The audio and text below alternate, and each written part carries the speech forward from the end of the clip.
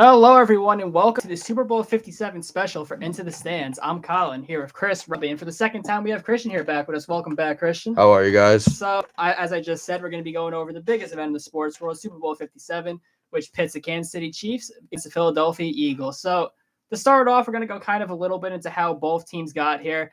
Unfortunately, we're going to start off with the Philadelphia Eagles. As you can see, I'm repping my New York Giants, Saquon Barkley jersey on. But I don't like the Eagles very much. But hey, they still made it here. We have to talk about them. So, just 2 years ago, the Philadelphia Eagles were in a pretty bad situation. They were 4-11-1, and a lot of things are going bad for them. They signed Carson Wentz to a huge multi-year contract. It was originally thought he was going to be their franchise quarterback, their savior, but he had a pretty bad year in 2020, and as a result, they ended up ultimately parting ways because the year prior, they drafted Jalen Hurts in the second round, and Hurts was a guy who, kind of was a raw quarterback. He had a couple good moments in college with Alabama and Oklahoma, but many just felt that, he wasn't going to be NFL ready right away. Well, he proved everyone wrong because Jalen Hurts has been phenomenal, really, establishing himself as an MVP candidate this year.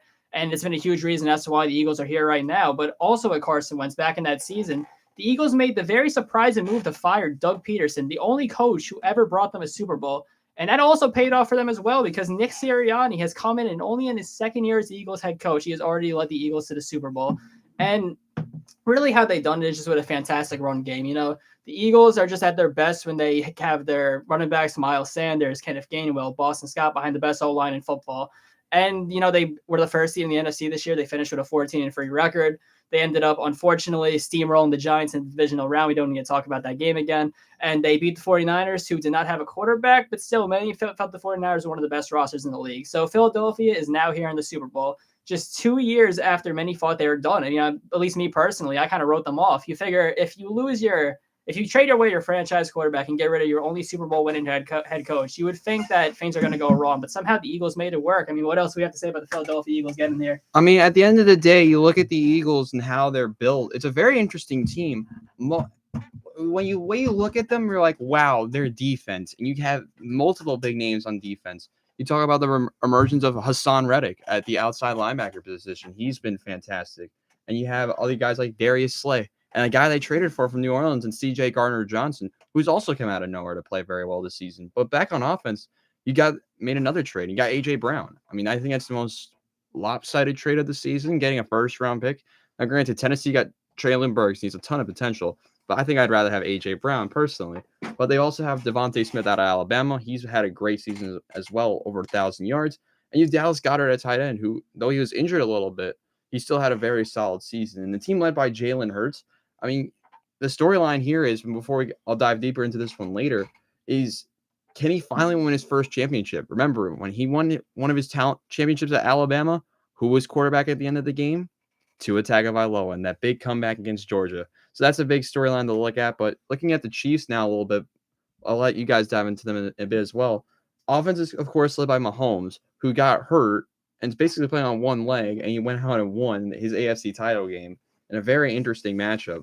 And you have a very interesting receiving core led by, bear with me here, Juju Smith-Schuster, Marquez Valdes-Scantling, and New York Giant Kadarius Toney. How the hell have they gotten here?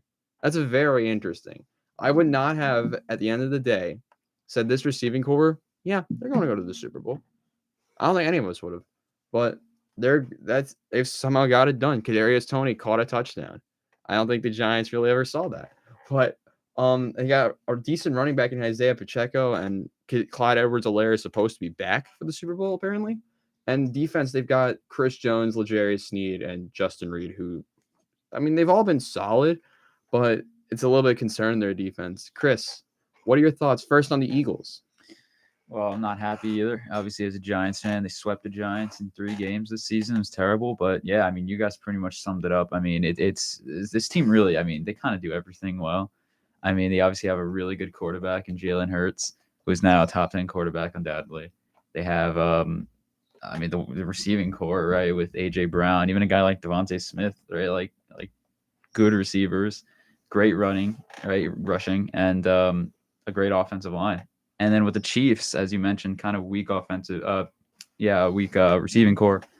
Mahomes is Mahomes, obviously, but they also almost steamrolled the season, it seems like, through the season, right? They ended with that 5-game winning streak where they were there were some close games, but I think there were plenty of games that they scored 40 on teams, and then through the postseason had kind of a difficult run. But the Eagles, we mentioned it last week, extremely easy route to the Super Bowl. No, I mean, 100%. it involved a lot of luck in terms of the Brock Purdy getting hurt. That and was things like sad. that. Seeing Yeah, Brock I Purdy go mean, down like Yeah, that. I mean it's obviously awful and terrible, but it's one of those things where, as bad as it is as an Eagles fan, it just made your chances going to the Super Bowl that much better. And that championship game became, I mean, anything but a championship game. It was just an absolute blowout. And you look at what the schedule they've had. Remember, they won I believe their first 7 or 8 games, then lost to Washington in a game we all predicted when the 3 of us were on. Right. We all picked Philly.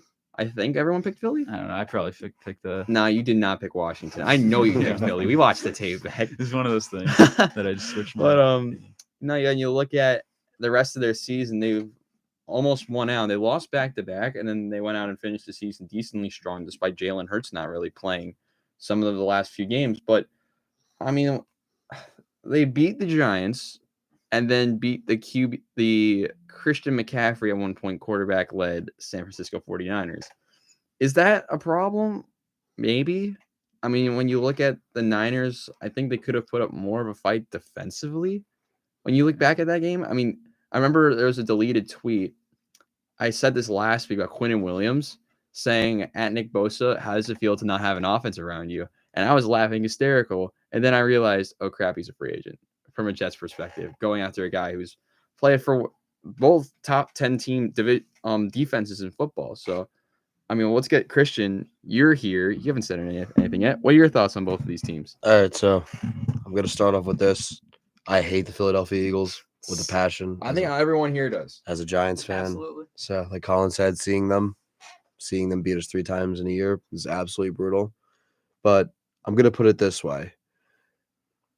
Patrick Mahomes is doing more with less than Jalen Hurts has. And I know Jalen Hurts has been the last few games of the year, he's been banged up. But here I have the passing yards pulled up, and Jalen Hurts has thrown for 3,701 yards this season. Mahomes has thrown for 5,250. That's unreal. With Juju Smith-Schuster, Vontaze Scandling, and Kadarius Tony, That's the ex-Giant who I don't even want to talk about. We don't need to. I mean, it's incredible. Mahomes has thrown for 41 touchdown passes. Hurts has thrown for 22. Well, granted, for context, Kansas City does not run the ball that much No. anymore, even though Pacheco's playing decent. Jalen Hurts runs a lot. He's the definition of a mobile quarterback. That's what he learned at Alabama. Philadelphia's number one plays that we've seen is that whenever they're on the goal line, say the 1 yard line, they always go to the QB sneak, and teams just can't stop it because when you have Jason Kelsey, Lane Johnson, Jordan Mailata, Landon Dickerson up front, teams aren't going to stop you. But I mean, just it's been kind of easy for the Eagles so far. I mean, just what a great team. No, they I'm gonna be honest. They haven't really had the hardest schedule, but I'm gonna be honest. They've put away some teams, and I mean, yes, they played the Niners with arguably the best defense in the league. I mean, they didn't have a quarterback, obviously, but they still beat them. And I mean, that defense is Hassan Reddick. I mean, you have that guy on the outside on a blitz. Oh my God. And it doesn't matter how his good. emergence has been out of nowhere for context. Like he used to do absolutely nothing. No. He's come out of nowhere, and It's everyone on that D line too. They're almost at the all-time sack record. I mean, you you have Hassan Reddick, Brandon Graham, Josh Sweat, Jordan Davis, who's been Javon hurt, Hargrave, Fletcher Cox. Fletcher Cox still there too. Yeah, I mean, it's actually crazy. I mean, the difference is going to be this: can Philly's linebackers guard Travis Kelce? That's a big one. And that is going to be something because that man, I don't say this often, but he is unguardable. He is legit unguardable. He runs like a wide receiver, and he's just pure. He's gigantic. And like as a middle linebacker, you don't have the speed to catch up with him. So I mean, that's definitely the matchup to look for. But I think also the matchup to look for is the Chiefs' offensive line versus the Eagles' defensive line, because we see how Isaiah Pacheco. I mean, growing up in New Jersey, he went to Rutgers. I used to see him all the time. I've met the guy a few times. Great guy. Seeing how he can affect this game is definitely, that's going to be the turning point, is if Pacheco can rush for at least 100 yards or a little bit more. I mean, like Edwards-Helaire He hasn't really played this I mean, he's season. been banged up He's all been year. banged up. I mean, I don't think they really give him snaps. Pacheco really has proved himself. Definitely has proved himself. I mean, I think you said it perfectly. I think you got to go to the guy who's more. I'm not gonna say more healthy, but he's got a hot hand in a way. So Yeah. I think Isaiah Pacheco fits perfectly into that. But you talked about some of the matchups. Colin, what matchup are you most excited to see on the field on Sunday? Well, I don't know if I'm the most excited to see it, but I think one of the biggest crucial matchups to see what Chris Jones can do on that defensive line. Because if you remember, Chris Jones had a huge performance against Cincinnati in the AFC Championship game. And Chris Jones, I'd say, I think most people would agree, he's the best D tackle in football. But it's going to be tough against that Eagles O-line because that's just how the Eagles, that's the key for the Eagles to win this game. Because if you look at Jalen Hurts in the postseason so far, the 2 games, he didn't throw for over 200 passing yards. Against the Giants and the 49ers, both performances about 120 passing yards. So the Eagles are not going to pass the ball unless they absolutely have to. They're going to go to the ground game first. That's what has been their bread and butter. And maybe if the Chiefs can generate some pressure up front, we can see something there. But it's an underrated group. They still had about, I believe it was 55 sacks on the year, still generating pressure. You got George Karlaftis, you got Chris Jones, Frank Clark, who's still underrated. But I think that in order to win this game, the Chiefs are going to need to generate some pressure because we all remember Super Bowl 55. The main reason why the Chiefs lost that game, Patrick Mahomes is getting killed from behind the line of scrimmage. Tampa Bay Buccaneers, that team, Vita Vea, you had all those guys coming after him. And the Buccaneers are really able to stop him that way. But, just once again, I think when you look at this Chiefs roster, the way they win the Super Bowl is off of Patrick Mahomes because you look down across the board, outside of tight end, defensive tackle, the Eagles have the advantage everywhere. So ultimately, it comes down to Patrick Mahomes. And I think, if we're talking about storylines, one of the biggest storylines from this game is I think this is a huge game for Patrick Mahomes' legacy. I think it's a huge one because we've seen the great quarterbacks, rise up in these moments against great teams. And we already saw Mahomes lose against, he lost against the Buccaneers. So against a great defense, if Patrick Mahomes comes out here, wins this Super Bowl with a dominant performance, he's definitely going to elevate himself further into the greatest of all time debates. Chris, these two have set some good matchups. What's a matchup you're going to be looking forward to on Sunday? I mean, I have to agree with these two. I mean, I'm looking at the Patrick Mahomes, Travis Kelce, combination. duo. Like we said with the Eagles with their schedule, how it was fairly somewhat easy, right? Especially in the postseason, and as I mentioned, a little bit of, right? I mean, of course, there was some luck involved there, but as Colin mentioned, this is a huge game for Patrick Mahomes. I mean, he actually comes in this game as somewhat of like the underdog. It seems like because we'll probably choose our picks in a little bit, but let's just say there's going to be a lot of Eagles. I think a lot of us are going to choose the Eagles. I think there's a possibility of that. So somehow, and especially with the wide receiving core being so weak for the Chiefs, I mean, Travis Kelce, if he can get through that the Eagles defense, I mean, it's going to be tough. It's over. It's going to be tough. It's over. I mean, that could be the difference of the Super Bowl right there. And I want to talk a little bit about the Eagles secondary because it's a very great unit. You have Darius Slay, who got traded there a couple of years ago. James Bradbury at cornerback too. We all know from the New York Giants the great years that he had there. Unfortunately, the Giants had to get rid of him thanks to Dave Gettleman screwing up the cap. Thank you, Dave Gettleman. But just looking at that secondary, you also have C.J. Gardner-Johnson. I heard that he might be a guy that we see get put on Travis Kelce. We may see T.J. Edwards. He's 6'3". I mean, he's not a small guy. Absolutely. From what I remember from C.J. Gardner-Johnson. But he's also not Travis Kelce. But he's not Travis Kelce. He's not also the strongest built. He's just fast. It's going to be really interesting to see what they do against Travis Kelce. I mean, would you consider the idea of maybe putting like Slay or Bradbury on him some possessions? I would put Darius Slay. I want to make a comment on this. I'd put Darius Slay. I think you put your best defender on a guy like him. Because Darius Slay will beat Travis Kelce to the spot. Darius Slay is much faster than Travis Kelce. Now, that being said, he could get muscled to a lot of like 50-50 balls. It's going to be a lot of lofted throws. Not many like straight bullet darts from Mahomes. But, I mean, a wide receiver that I think they're going to miss, and I think he would absolutely torch this game. Why is no one talking about McCole Hardman being injured? Why is no one talking about it? He was I think he's an absolute game changer because I think he's the worst version of Tyreek Hill for how fast they're. Free agent. I know. Now. Hey, Jets, sign him. I love McCole Hardman. I've always been a big fan of McCole Hardman, but my matchup to watch, I have no idea how none of you guys mentioned this. I go A.J. Brown and L'Jarius Sneed as the wide receiver 1, cornerback 1 matchup, which I think A.J. Brown was as well. Will make or break this matchup if they throw him the ball. I think Devontae Smith is going to have a day if AJ Brown's not open. You got Devontae Smith. They have other weapons on the field that can help Jalen Hurts. I don't think Dallas Goedert's a really underrated. Dallas piece. Goedert as well. Dallas I think Goedert. he could have a big game as well.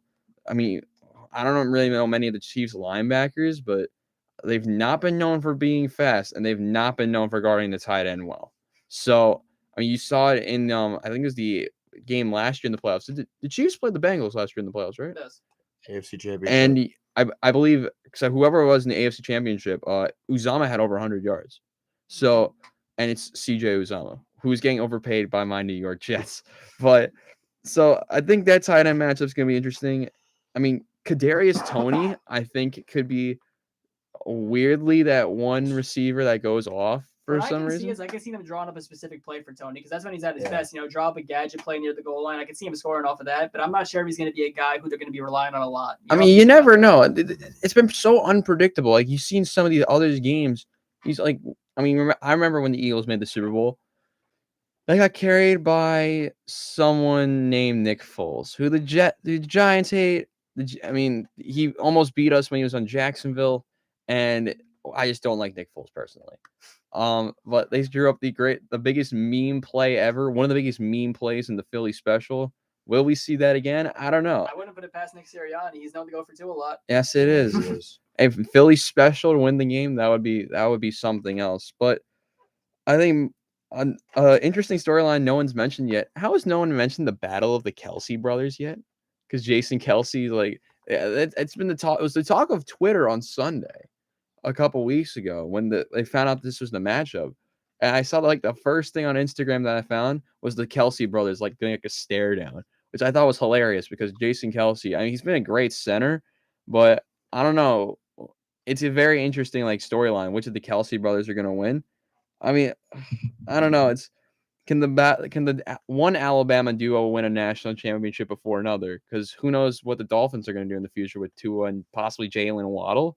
I think that's another storyline we could think of. But I think it is time, gentlemen, to pick our champion. Oh, I think we have to Actually, mention no. one more storyline. Ooh. How about Andy Reid playing against his old Ooh. team? Andy Reid. Actually, Yeah. I have one more thing to do. That's actually a very good one as well. But can we talk about that hit on Mahomes? I think you were not here when we talked about it originally, and how we all did not like that call about the hit. The out of Mahomes took. bounds hit. The out of bounds hit. No, stop.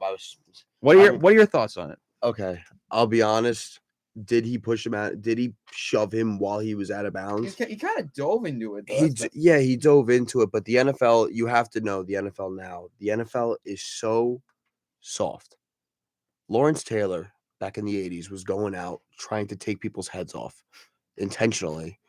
And I mean, if I were a Bengals fan, I would be furious. If that happened to my Giants with Kayvon Thibodeau, I would lose my mind. I can't blame you. But I mean, I don't know. I feel like that game was weird. I feel like it was uneven. I feel like the calls were more one-sided than the other, and they were stupid penalties, like one holding call here that led to a 40-yard punt return towards the end of the game. Repeat? Was it the multiple third downs? Yeah, they got it. Yes, third I was down. watching it. I was watching with my roommate, and he's like, they just got another down. And I'm like, why? He goes, I don't know. The ref just blew the whistle after the play was over and said redo down. And that was it. So, I mean, but that play at the end, That's not how you want a game like that to end. I would not. I mean, kicking a field goal, go move up 15 yards from that. You can't determine a team's playoff chances like that. You're better off dueling it out in overtime and may the best team win, but nothing like that. Because for context, Colin said this last week, we would have seen the new playoff rules in effect. Yeah, The overtime rules. I think we all kind of wanted to see Yeah. the new Yeah. overtime rules. I wanted it. I'm like, I remember when I was watching it in my roommate's room, my sweet mate's room, and we are like, no. But I want another take from you guys because I forgot who it was. Was it Adrian Foster that said that the quote about the league being scripted? Yeah. What I want to hear a brief take before we go into our Super Bowl picks. What's your guys' reaction to that? Chris, you can start us off with this. Wait, I'm sorry. Repeat that again. It was. I'm sorry. I genuinely. That's getting clipped, but that's totally getting clipped. But What are your thoughts on the quote from Adrian Foster saying the NFL is scripted and that I mean, sorry about from a Jets perspective, I want to say this first. I could totally see it with the Jets because predicting an inevitable collapse like that, yeah, I could see that. I mean, starting 6-3, beating Aaron I don't Rodgers even and know. Josh Allen, yeah, I I don't even know what to make of that. Like, that's just one of the things, those things that, like, people say that about everything, like, jokingly, but I feel like, But it sounded when I rewatched the clip because I watched the whole thing over. I don't think so. I don't know. I mean, look, I think every sport, right, with refs, like, you can say, oh, maybe, like, again, it's mostly joking, right? You're I saying, mean, oh, we the said refs that are in the paying World off this Cup. Like team. people said that about the World Cup. Yeah, about but Messi even getting like you want to talk 15 about that, penalties. like that team was the best. Argentina was like the best team in the World Cup, and the same thing goes here. It's like, I mean, the Chiefs. It was only a few plays. I mean, they were overall the better team. Yeah. It was a close game, but A deservingly I mean, close game. yeah, but like, I don't know. I don't even know what to make of that. It's just with as high of a contact sport as it is, I don't know how it could be scripted. I just don't know how sports can be scripted. Like the only thing unless the refs. the are refs. I involved, think we. but- I think Colin, you got a brief take on? Oh, Christian. Apologies, Christian. You got a brief take on this. All right, I'm gonna be honest with you. Do I think the NFL is scripted? No. Do I think the NFL is corrupt? No. I really just think, like, listen, referees mess up. It happens in every sport. Like every single sport, referees mess up. It's bound to happen. The only sports organization that has been proven to be corrupt, and you guys could probably agree with me, is FIFA. Yes. FIFA is known, the 2002 World Cup, that has been proven that South Korea had referees on their side and that they were being paid to beat Italy, and then they beat Spain, the two powerhouses in the 2002 World Cup. And that was proven to be corrupt. But NFL, I mean, listen, I really can't see it being corrupt. I could see them making really bad calls. But the only sports thing that I could see being corrupt is definitely FIFA, only because it's been proven. That's what I was gonna say. I mean, that most of it was due to like the hosting countries. It didn't even involve the actual tournament. I mean, I'm sure you could bring up something like how in Russia it made it to the quarterfinals in the 2018 World Cup, but even things like that, like, like that's the only example. Another thing corrupt with FIFA. You talk about the Qatar bid. That's the only one. Thing, yeah. But that's the other big one. I mean, that and the Russia bid. I think comparing it to like football, it's just you can't. You're both referees mess up. Yeah. Baseball umpires mess up. Always. Basketball. Yeah. Oh, baseball. Yeah, that's part of the game. Baseball. Right? When we roast Angel Hernandez. My God. Right. Angel Hernandez, like every single week. Wow.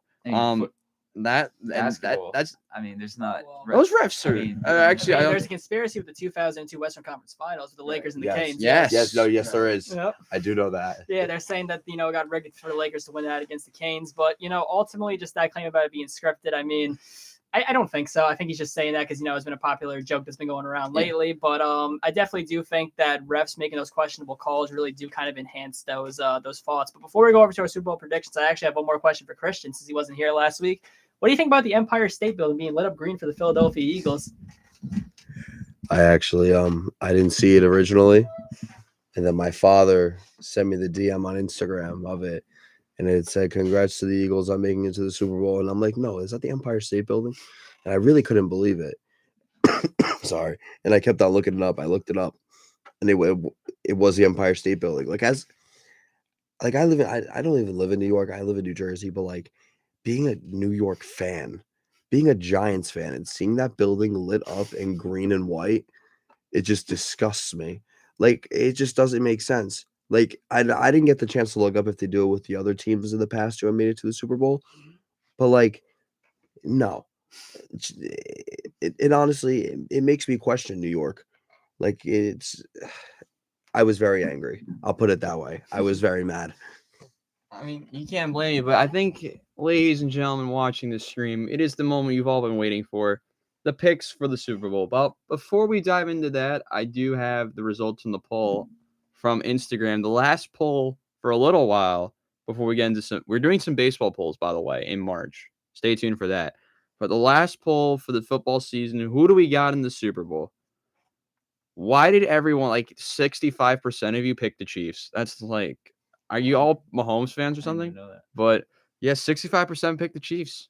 Really unexpected. But let us begin with Chris, because you have been the now one if to you wanna pick know- first majority of this season, Yeah, apparently. a little clip where I dozed off. I was actually the last minute thinking about my pick, because I thought you had your no, pick I already. did, but after thinking about it again, and I'm gonna stick with the Eagles, right? I'm gonna say the Eagles are gonna win the Super Bowl. My final score, I'm going 30-14. Interesting. Really, I mean, I was last minute. I'm thinking maybe as big of a game as this is for Pat Mahomes, like could we see some magic, right? Could we see him pull off what seems to be somewhat of an upset in the Super Bowl, or what could somewhat be an upset? I mean, not huge, not the craziest thing we've ever seen, unless it's obviously like a big comeback, but it's going to be difficult. But I really, the Eagles, they look, and I know things change game to game, but they looked so good those 2 games in the playoffs.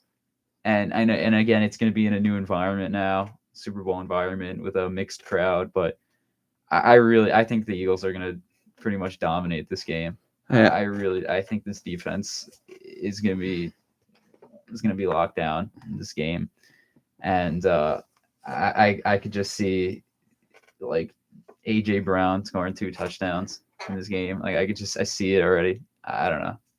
Colin, your Super Bowl pick All this right, year. so let's get into it. So Eagles and Chiefs. I think the Philadelphia Eagles are going to win the Super Bowl. And as much as it pains me to say that, I think they are, because looking up and down, we all can agree the Eagles are the more complete football team. I think the Eagles can kind of control the time of possession, go rely on that running game, go with Jalen Hurts. There's a lot of ways the Eagles team can beat you.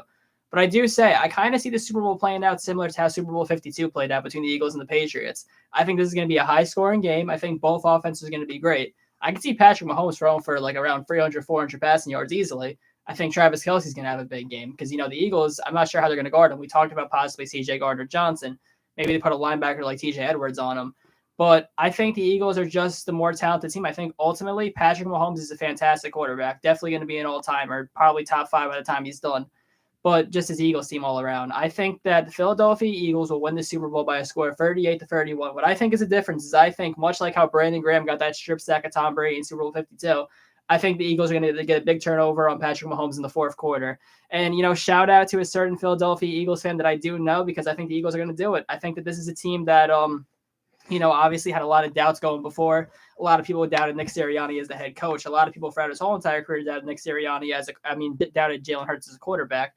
But ultimately, this is the best team in football. It's the best roster in football. As much as I do not want this to happen, I hope if anything, I'm jinxing the Eagles by making this prediction. But I think the Philadelphia Eagles will capture their 2nd Super Bowl. And like I said, 38-31 Philadelphia Eagles. Christian, your take. As I said earlier, I hate the Philadelphia Eagles. I hate Nick Sirianni more than the actual team. I do too. But How do you hate a guy? I'm just kidding. No, I hate him too. I can't stand him. Just can't stand him. He's Also, Howie Roseman. gonna- Can't stand him either. I'm gonna be honest though. Like before I make a prediction, Sirianni is perfect for Philly. He is perfect for Philly. He reminds me. I'm gonna say this. He kind of reminds me of a worse Kyle Shanahan for getting carried by his talent. Now, I'm not saying Kyle Shanahan is a bad coach. He got He coached Brock Purdy to win 6 games, which is more than Zach Wilson won with the offense that he had. Which in healthy is. Granted, it's not better than the Niners, but you get the idea what I'm trying to get at, right? Yes. So continue. Okay, so so I think this is going to be a close game, but I think that what we forgot to speak about was the Chiefs rookie cornerback Trent McDuffie. Ooh, I like it. I think L'Jarius Sneed is going to be on AJ Brown, but Trent McDuffie's an absolute stud. Like an absolute stud. And I think they could switch on and off on AJ Brown. Only thing is you got to worry about Devontae Smith, Quez Watkins, and Dallas Goedert, which isn't going to be easy. But I have a weird feeling. I don't know why. I have a weird feeling Chris Jones is going to get through that old line. I mean, he's a defensive player of the year candidate. I mean, he is just tearing everybody. And I know that offensive line is good. I know, but I don't know. I just feel like it's a different environment, and I do think Mahomes is gonna get hit 1,000 times. I mean, he's just gonna take hits and he's gonna have to be like Eli and just Mhm. keep taking hits like That he was team against San comparison. Fran in 2012. Yeah. I know exactly what you're talking about. Just taking hits and just pushing through it. And I think Jalen Hurts is gonna have a dumb turnover in the end of the game, and Mahomes is just gonna drive it down and score with like 30 seconds left, and that's gonna be it. So I'm gonna go Chiefs 33-30. I like it. Okay. But Philly, I mean, it can really go either way. This Super Bowl can literally go either way. You either pick Philly because their defense is going to absolutely slaughter the Chiefs, or Mahomes just works his magic and just does what he does best. You know, as a Jets fan, I hate both of these teams, so I think I'll have the most non-biased pick here. But saying two of the Giants fans in this room pick the Eagles, which, to be honest, entering today I did not expect. But when you look at both sides, I love this matchup as well. I've said that about almost every game that we've had to pick together this year, but I'm gonna go with Philadelphia. Despite me hating them a lot, I think AJ Brown's gonna go off, like you guys have all said so far. But I think Devontae Smith's the big game changer this week. I think Trent McDuffie's look good. I think Devontae Smith's better. I think Devontae Smith gets over 100 yards. He could be the sleeper to win Super Bowl MVP if he goes off. Multiple touchdown game. But I'm gonna go prediction right here. Pat Mahomes' stupid turnover with 2 minutes left. Eagles take it 27-21. Lower scoring than all you guys. Interesting, but last week, if you remember, Colin had a great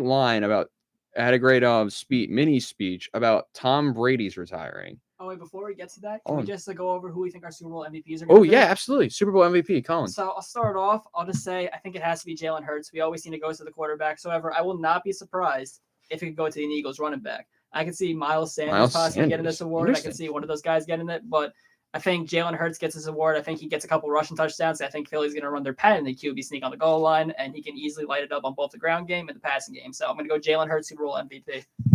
Chris. Same. Yeah, I'm gonna go Jalen Hurts. I mean, I'm gonna change it. Like I said, I could see AJ Brown scoring 2 touchdowns. He could be one. Like, we had a wide receiver last year. I could see a wide receiver this year getting it, but for the most part, really, Jalen Hurts, I think with all that he has at his disposal, right, to help this team win, I think he's gonna get it. All right, Christian. I mean, this Kadarius Toney Super Bowl MVP. You heard it. I respect that. I respect it. You heard it here first. That guy refused to. I thought my take was gonna be bold. His is more bold than mine. That dude borderline faked injuries for the Giants. They're like, okay, you know what? We don't want you anymore. I'm telling you, he's gonna get like a 97-yard end around play called and just take it to. I just have a feeling. I don't know why, but it's the Giants' luck for trading him, and he turns into the Super Bowl MVP. I love it. So I have 2. If the Chiefs win, I'm gonna say Travis Kelce if it's the Chiefs, because I feel like he's gonna have a stupid good game. My pick is Devontae Smith. Yes, not AJ Brown. I going into it, I knew it was gonna be an Eagles receiver. It took me like 3 hours to debate which one, because I love both of them. But I think with the scheming they can run, I think Devontae Smith could get open more. Now, granted, Trent McDuffie and L'Jarius Sneed are kind of nice, but I love Devontae Smith's 4.3 speed. So I'm going to go with Devontae Smith. And now it is time, like I said with Colin's miniature speech last week, I think it's only right for Christian to talk about the career points total being, oh my God, the NBA's new career points scorer, leading scorer, LeBron James, ladies and gentlemen, of the Los Angeles Lakers. I feel like it's only right for Christian to give a couple minutes on LeBron James. All right, so if you don't already know, I'm a gigantic Lakers fan. I have been since I was a little kid. Is he a bandwagon or like? No, no way. I've been watching them forever, and watching LeBron hit that mark, I just remember sitting there. I'm like, wow, this. Kareem's look was like that just happened. But like, what's crazy is like I was watching it. I couldn't believe it. 38,000 points. He's almost at 39,000. Think about that. Almost 39,000 points. Absolutely crazy. In the NBA. That's actually insane. And like, I don't know how long Kareem played until he was, but I know I know He played for a Kareem. while. I know Kareem played until he was older, like older than what LeBron is definitely right now. If LeBron plays another 3-4 years, he's gonna hit like 41,000 possibly, which is absolutely unheard of. I mean, I don't think I can name another player in the NBA who can come close to that. Maybe KD, but he's always injury prone, and maybe Luka, but we don't know with him because he's still like 25 years old. But I mean, just talking about LeBron, I know, everyone talks about the GOAT conversation with him and Jordan. I think people need to stop comparing the two. I think that they are played in two completely different generations. Jordan's generation was definitely more hard knocks, but I think LeBron played in a generation with more talented basketball players. I mean, you look at the guys that LeBron has played against. LeBron has played against multiple Hall of Famers. I mean, so is Jordan. Don't get me wrong. They definitely played harder defense back when Jordan played, but I think LeBron is more of a natural talent. And people hate on him for absolutely no reason. Like, ignore what he says in the media. Completely ignore what he says in the media. Just talk about basketball. He's the most talented basketball player we've ever seen. Jordan and Kobe are the two hardest working. But LeBron is just the most talented. I mean, he's like, what is he now? 39. He's got to be 40. He might be 40. 38, yeah. He's 38 years old, and he's having a better season than he had when he was 28 with Miami. I love that. He's averaging more points and more assists. And he had Chris Bosh and Dwayne Wade And Ray Allen. Mario Chalmers. I mean, that whole team, that Who Heat played team. point? Mario Chalmers? Mario Chalmers and Norris Cole. Oh, God. Norris Cole. Wow. Think about that. He's averaging more points and assists with this Laker team who, well, We get to dive into that in a second. they're all gone now. But yeah. Yeah, that's my take on LeBron, you know. I mean, congrats. It's a really great feat, and I'm really happy. I'm happy to be a Lakers fan. I'm happy he did it at home. I'm happy he did it as a Laker, you know. I will never forget watching that in my dorm room. And I love what you said about, like, stop comparing Michael Jordan and LeBron James, because I kind of mentioned this a little bit when I was talking about Tom Brady last week, is that I think you really don't appreciate what you have until it's gone. And I think when LeBron James does ultimately retire, I think even those that hated him are going to kind of miss him. Yeah. Because, you know, I think we can all agree that LeBron James is the greatest player that we've all ever seen play, Yes. you know, basketball Yes, by far. You know, definitely. He's given us so many great moments. You know, you think of the 2016 finals, you think of, even though he lost the 2018 finals, he gave the Warriors a good run for his money. The days in Miami, even the Lakers, you know, winning that championship in the bubble. I think LeBron James is a big reason as to why I came to love basketball the way that I do. And I think that it's fitting that he has this record. I really do, because, you know, the NBA becoming more, you know, marketable, becoming more bigger than it really ever has been. He's been the face of that, you know, for 20 years now. He's now in his 20th season. LeBron James has been that guy. So, like Christian said, you know, congratulations to him. Definitely, undoubtedly one of the top two greatest players of all time. People have their pick of LeBron or Jordan, but yeah, you know, I don't think we should be bringing Michael Jordan into this, you know, moment. I think it should just be more of a moment celebrating LeBron James and just the great impact he had on the game of basketball. Yeah, no, I 100% agree. But you said it perfectly with, like, the GOAT conversations ending. Like, remember the last time he was here, had a debate. I think it was me and Chris had an argument about Messi and Ronaldo and who's the GOAT. One of us, someone did. I don't remember if it was Chris. It was me and someone. I mean, I think even that's kind of like a different story. But like what I mean by that is that storyline ended when Messi got that World Cup. It was kind of over before, but it was officially over. I feel like what we saw in that game for the Lakers, granted they still lost, which what are you gonna do? It's what are you gonna do? It's the Lakers at this point. But before we talk about their trade, I think that conversation could be over as well. I mean, it was debatably kind of over as well, like you said with the other GOAT conversation. It's the same thing. I see it's very similar because you saw that they had that one signature moment. There you go. They're both on very similar careers, very similar amount of championships. There you go. That's your moment right there. But if you got anything else to quickly mention before we get into the trade deadline? I'm not gonna say that people should necessarily. I mean, I agree. Like, there should stop being GOAT debates. But like, if you want to have that GOAT debate, you can do that. But I just think there's people who are so driven by this GOAT debate that they want. Yeah, like you said, they want to hate on LeBron because he's not Jordan or vice versa, right? And these are just two great players playing in different generations. Lionel Messi and Cristiano Ronaldo are two of the best players of this generation. So you want to compare the two, that makes sense because they're two of the best players ever who played in this generation. You're not going to compare Messi to Pele or Maradona. And I mean, just with this LeBron James record, it's just so special. It's been such an incredible past 2 years of sports where we've seen so many legends and great players either retire or solidify their legacy, or achieve just incredible records or goals, right? Even and there are some that are going to come very soon. I think even in a sport like hockey with Ovechkin creeping up on that goal record to potentially pass Wayne Gretzky. So it's just been incredible. This generation of sports has been incredible. Yeah, 100%. But I think it's only fitting. Our question, by the way, first of all, sorry on Instagram. There was a breakdown, like the web app broke at points, and we didn't get to send out the questions last night. Apologies. But I think it's only fitting that we get to talk about the trade deadline. We'll start with Christian. What do you think is one of the bigger trades, or maybe an underrated trade that you have from the deadline, which ended 2 hours before we started? All right, so I might be a little biased here, but I think the Lakers getting rid of Westbrook, just that in general, might have saved them from a locker room standpoint because I actually read something, and it was Westbrook, and he's just butting heads with the coaches, and he's he just doesn't have a healthy relationship with them, and that's the last thing you need as a team.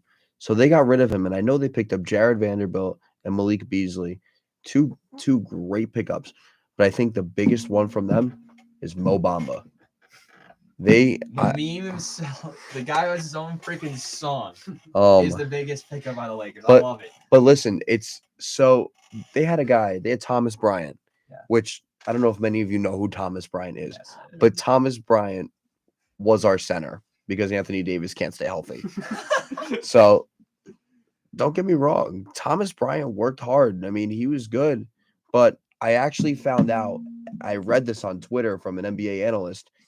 They said that Thomas Bryant wanted a trade because the physical therapists of the Lakers weren't paying enough attention to him and all attention to Anthony Davis. I can totally see that. Which is actually crazy. So I mean, listen, you got Mo Bamba, he's more of a lankier guy. He's got some muscle on him, he's lanky, but my God, he is a better defender. And I think Lakers, they've gotten all those. I'll put it that they've gotten those cancers out of the locker room. Pat Beverly always talking, running on the court with the camera. That was funny, but I get what you mean with the locker room chemistry. I 100% agree with that. I mean, I'm happy. I mean, listen, we picked up young guys, got rid of Westbrook, who was messing up the locker room. Contract, by the way. I mean, Utah. I think the only reason Utah took it was to be above the cap floor. Because the way they're trending, they will be under the cap floor if they didn't make that trade, due to the bonuses in Westbrook's contract, which have been triggered, by the way, already before Mike Conley got traded. But any final? I mean, listen. Like I said, I'm a Laker fan. I mean, I'm going to talk about the Lakers for a minute just because I never got to talk about the Lakers, and I've never really had anything happy to talk about the Lakers besides LeBron. So I mean, listen, Anthony Davis can stay healthy. LeBron just keeps on doing what he's doing. A few weeks ago, they picked up Rui Hachimura. I like that deal. From Washington. They literally got him for nothing. And I remember watching him as a little kid when he went to Gonzaga. Yeah. This dude was averaging 30 something points a game from Japan. And I was like, who is this guy? Where did he come from? So listen, he'll play for the Lakers. They have Dennis Schroeder.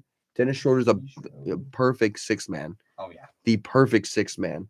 And you got Jared Vanderbilt and Malik Beasley. And I know Vanderbilt, I heard Vanderbilt is a very good defender.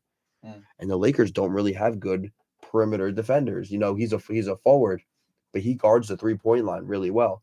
So listen, I think they'll be good. They need to learn the offense, start getting with each other, and they'll figure it out. They got all the lack of chemistry out of the locker room, which is perfect. That's what you need. It's almost like after the All-Star break, there'll be a new team. Oh, I forgot. D'Angelo Russell. Oh yeah, how could we forget Yeah. D'Lo? He's back. He's back. That was my second ever Laker jersey. When D'Angelo Russell got drafted, I bought a jersey that night. I don't know. I'm You talked happy. to us about that earlier. I'm happy he's back. I mean, he is an assist machine, and he could shoot it when he can shoot it. You know, he's got that nice lefty shot. Yeah. So listen, different team, definitely a different team, a less experienced team besides Bron and AD, but I don't know. They're gonna grow together, and I think they can make a play-in game. I will be very happy if they make a play-in game. So currently they sit at the 13 seed. Where do you think they finish? Oh God, I think if you're the Lakers, you aim for the 7 or the 8. That's where you. I think it's reasonable. That's where you aim. If you get the 6 or something like that, I mean, listen, they beat the Kings. I mean, they beat the Kings once or twice earlier this year with De'Aaron Fox, and they're third. You know, John Morant's over there talking in Memphis. He's talking his mouth off. You know, it's gonna bite him one day. I mean, listen, I don't know. I feel like the Lakers, they stay quiet. They work their way up like slowly. They'll be good. And you know, the Western Conference is really jam-packed right now in terms of the teams being close in the standings. The Lakers are only 3.5 games out of 7 and 8. Yeah. Both New Orleans and Minnesota sit at 7 and Yeah. 8. So definitely it's possible. I mean, if you got any last comments before I make my trade choice. I mean, yeah, but those teams aren't the team to worry about. I bet Rob's gonna maybe get into the team that everybody should be worried about in the Western Conference. You bet I am. And listen, my trade to watch was originally going to be from Dallas, but I want to be original. So I'm going to go Kevin Durant. Speaking of original, no, that's not original at all. Sorry, people who thought that was original. I chose Kevin Durant. Now, the reason I chose Kevin Durant getting traded to the Phoenix Suns, one, I didn't think this was actually going to happen. I didn't think it was real. And second, Brooklyn basically lost their core in a span of a year, trading Kyrie, Harden, and Durant. What a core that could have been. But I think if you are the Nets, I don't think you had a choice making this trade. I mean, you have Durant on a long-term deal, but I think when you traded Kyrie, I think you're like they did. I don't really think they had a clear direction. I think the only thing is that you might have got better offers in the summer. I think you could have had more of a bidding war if you waited with Durant. I think so. I mean, I actually think I don't know. I think before the draft, I think would have been the best time to do it. Seeing where all these teams fall. However, 4 first-round picks, not a bad get. I feel like that's a decent way to rebuild your core. Whatever they do with their core now, but the tank for Wembanyama may have. Why did there? I said this last year on a different show with what the Magic did, and or it was like a year or two ago when the Magic like sold everyone, and I'm like, my prediction. I didn't get to say this on camera. I thought it was gonna be like Portland or something, or like someone totally unexpected. And when you see the Brooklyn Nets trading Kyrie Irving for less than he should be valued at, that's a problem. Well, actually, it's probably got Christian upset too because we saw the Lakers offer for Kyrie Irving, and it was better than the offer that Dallas gave to them. But it just seemed like the Nets owner just didn't want to trade him there. He just didn't want to go to his preferred location. I mean, I'm gonna be honest with you. I saw they were gonna try and trade Max Christie. Ooh, I like him. And I'm biased because I'm a Michigan State fan for life, and Max Christie brought me happiness until he decided to leave after 1 year, and now we're okay, but whatever. It's not what we're talking about. Anyways, no, I mean, I'm gonna be honest. Maybe it's good that it didn't get Kyrie because Kyrie is also a pain in the neck in the locker room. And I know him and LeBron, they played together in Cleveland, but I could see them butting heads, even Anthony Davis, because they all want to be the star. Listen, you're in a big market in LA. Kyrie's going to want to be the star. But I don't understand the Mavericks. Like him and Luka. It's a weird team. Like, do you guys think that that's really going to work? I mean, I could see them butting heads. I could see Kyrie because Luka's like young and whatever. Kyrie's definitely more experienced, but I could see them butting heads because Kyrie wants to be the star, but Luka's obviously Luka. So that's I don't know. I think what I saw it as, I just saw kind of as a desperate move for the Mavericks because we saw Luka already got paired with Kristaps Porzingis, but the problem is they didn't really get along. So then they had Jalen Brunson last year, but he ended up leaving for the Knicks. So Luka was kind of doing a lot on his own, and I think that even if Kyrie Irving isn't the perfect fit, I just think the Mavericks wanted to get him someone to go alongside with it, and Kyrie kind of presented that opportunity. I'm not sure if it works because I still don't know what their defense is like. They ended up trading away Dorian Finney-Smith, one of their best defenders. So I don't know if it's going to work, but I just kind of saw that the Mavericks needed to give Luka someone. So I think you see the long-term effect of this trade on the first day of free agency if Kyrie resigns with them. I think if you're going to see, I believe Kyrie's a free agent at the end of the season. I think you're going to see the real effects of this trade. One, if Dallas can go far with I think a little bit less depth than they would have liked. I love Dorian Finney-Smith. I'm a big fan of defense. The Mavericks now playing the equivalent of Houston Rockets defense from years ago when they had played 0. I think it's gonna be a problem for them, but at the end of the day, yeah, like I said, you're gonna see the real effect of this trade being on day one of free agency. Chris, any last words about this? Yeah, trade? I mean, of course, you could talk about Kyrie and going to the Mavericks. I mean, I think it's really going to be interesting what happens there because Luka, right? I mean, incredible talent. I mean, there's a guy who could carry a team and drop 60 on any given night. I mean, Oh yeah. And when you have someone else coming in who kind of wants to stop that and be the star, I don't know if that's going to go down very well. I think the really interesting situation here, and it's pretty much what everyone's talking about, is the whole situation with the Nets. I mean, getting rid of their guys, right? Now they're going to get carried by Ben Simmons and Right. Dorian Finney-Smith, ladies and gentlemen.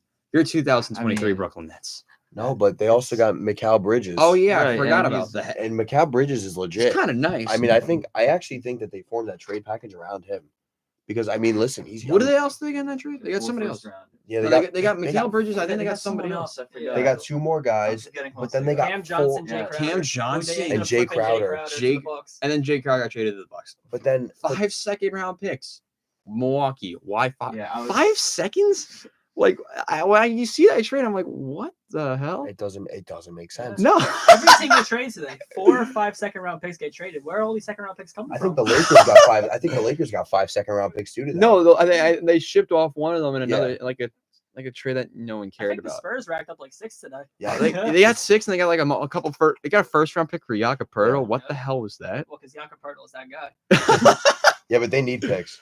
The First- Spurs need picks. The Spurs are a rebuilding But team. a first-round pick though, I don't know. I like Jakob Poeltl, man. I like him. Hey, you're a Spurs fan. I can't blame you for that. He's very Is good. there anyone else that would like to mention a trade before we Well, sign not off? really a trade, but just talking more about the Nets, just really kind of repeating the same mistakes they had before. We all remember the Kevin Garnett, Paul Pierce trade, Oh, which ended yeah. up working bad. Oh, Giving me yeah. shades of that. Yep, Yeah. same situation. And Darren because, Williams. I mean, are love those that Suns team. picks really going to be Joe that valuable Johnson. in 2029, 2027? Because Devin Booker's still going to be in his prime. I don't think those Suns picks are going to be that crazy. The Rockets are really the biggest winners here. They have all those Brooklyn picks.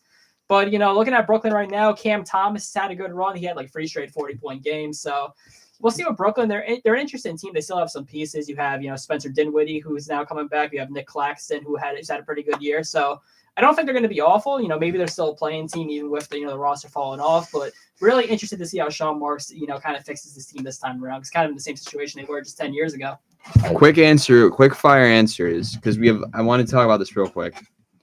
Most interesting piece to not get traded at the deadline. Chris, start us off. I have mine. I mean, I'm not even sure, honestly. I don't even know what to go. I guess you want. You got one, Colin? OG Anunoby. That's what I was He gonna was say. the number one piece everyone was talking about getting moved, but nothing happened there. Maybe with the Raptors getting Jakob Poeltl, they feel like they can maybe, make a run possibly for a playoff spot. They're not or making a a play-in run. spot. They're not making a run. I mean, let's take a look at the standings right now. Where did the Toronto Raptors lie? So currently, right now, the Raptors fall in as the 10th seed, so they still be in the play-in. Maybe they feel like they can go on sort of a run. I know Fred VanVleet hasn't had, the season that he hoped he had. He was an all-star last year. Pascal Siakam's still there, but, I guess they're just trying to stay somewhat competitive. We'll see what happens there. I'm gonna go my piece next. Player next. Zach LaVine is my Yeah. player. I thought we were all in class together conveniently. Yeah. When we saw the rumors like Zach LaVine to the Knicks. Wow. Who would have thought? Nah, there was no way that was gonna happen. I'm sorry to disappoint you, fans, but another piece that I'm finding rumors about that didn't get traded. Obi Toppin was rumored in a lot of possible Was trades he? to multiple teams, including the Pacers and the Trailblazers. Most notably, Indiana. They would have gotten a first-round pick for him. I don't think the Knicks would have wanted to do that. But there were teams that showed interest, and that would have been another very interesting piece to move. I think he's solid with the Knicks, but most shocking player that moved. Why did the Pistons trade Sadiq Bey? I thought he was kind of nice on the Pistons. They get James Wiseman, a position they don't need because they have some young centers on that team. I think they have potential, but they instantly flipped, I believe, Sadiq Bey to the Hawks. Is that right? I think that's what I think it was the Hawks. But there's also some buyouts today. Shout out Reggie Jackson for getting bought out. I didn't think that was going to happen. Also, why do the Hornets suck? I think that's a topic for another day, but the Hornets being bad and they bought out Reggie Jackson. I'm very sad. Any other quick trades before we sign off? Oh, yes. Knicks fans are going to like this, but you got to bring back that Villanova duo and Brunson and Josh Hart. I love that. Because I remember when Hart was a Laker and Hart was good. It's kind of nice. But they got that chemistry. Brunson and Now Hart if they traded and for Randall. Sadiq Bey. Now imagine they traded for Sadiq Bey, ladies and gentlemen. And also, I'm surprised who didn't get dealt. The Lakers were looking at Bojan Bogdanovic. Why? I don't know. He's had a I mean, good he year. has had a good year though. And He's the averaging like 20. Do they really need? I mean, they need a Yeah. score, but like. no, they do. Because they lack offense. I mean, Russ is known for bricking every other shot, so they needed something to produce. And I mean, listen, what they got is fine. But yeah, I know Bojan. He's a scorer, but I mean, he's a big body too. He can defend. Yeah. So I mean, that's Nah. what could have happened. Yeah. It didn't. Well, on that note, unfortunately, we have ran out of time. Thank you guys so much for watching Into the Stands, episode 14, our Super Bowl special, mixed in with a little bit of NBA. Christian, thank you for being on the show with Thank us you. as always. Make sure to check out the Instagram. It is in the bio. I believe it's in the bio. But by the way, I want the YouTube comments to get active. Comment below if you want him to come back. We will bring him back, but comment how fast you want to bring him back. But on that note, thank you guys for watching. Thank you guys so much for watching episode 14 of Into the Stands. We'll see you guys next week. Let's go, Chiefs. I did not.